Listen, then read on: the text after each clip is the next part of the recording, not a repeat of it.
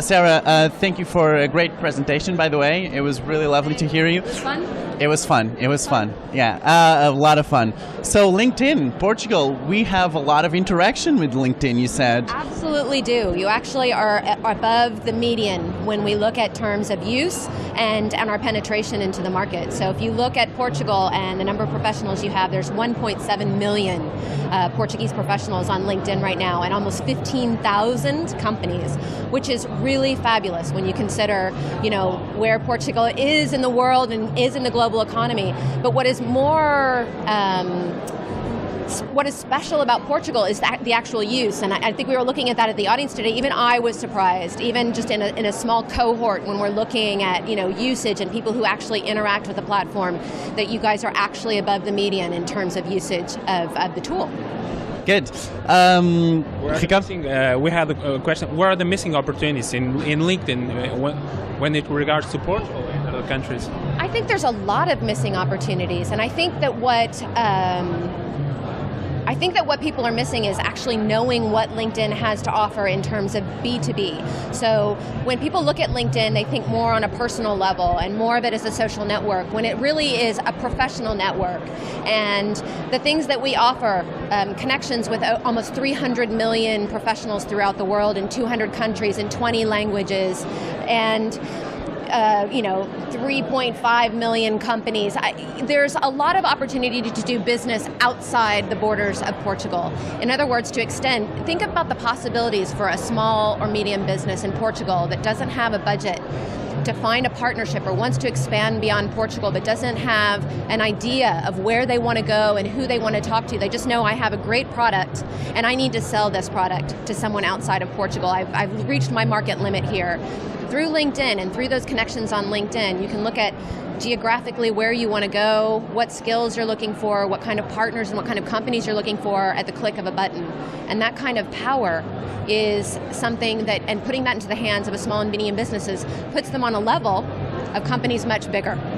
Do you have any strategies then to reach those small businesses right now and to get them to use LinkedIn how it's supposed to?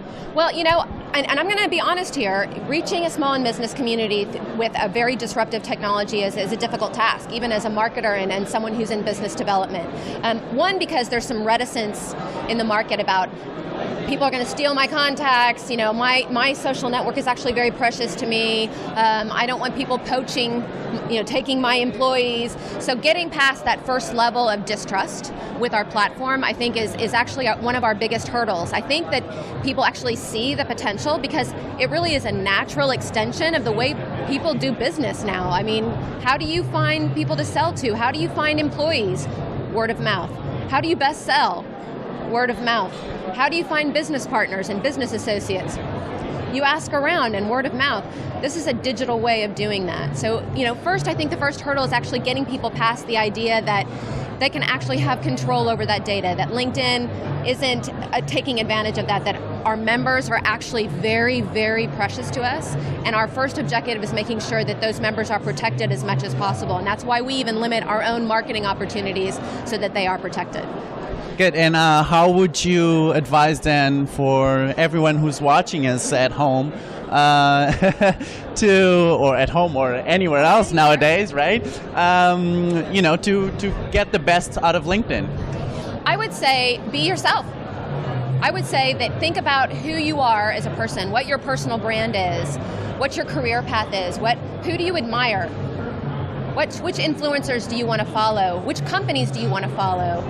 Who are you now and who do you want to be? And make sure that your profile recognizes that it's a true representation of who you are. Mm-hmm. If you do that, it's like kind of an if you build it, they will come. If you build it, you will find opportunities on the platform. And as a company? And as a company, the same thing. The same thing. What is your strategic plan? Where do you want to be in 3 to 5 years' time? Who are you? What is the image you want to project into the business world? What kind of employees do you want to attract? What kind of talent do you need in order to succeed? Those things should be clearly represented in your company page on LinkedIn. And you should clearly be going after, as a marketer, you should clearly be going after those targeted audiences. And I think LinkedIn actually is a very natural way to do that. Good. Anything else that you want to add? Presentation again, and well, check out more on Sarah on her LinkedIn. Yeah, on my profile. You can check more about Sarah, and that's it. Thank you. Well, Sarah, thank you so much. Thank you very much for the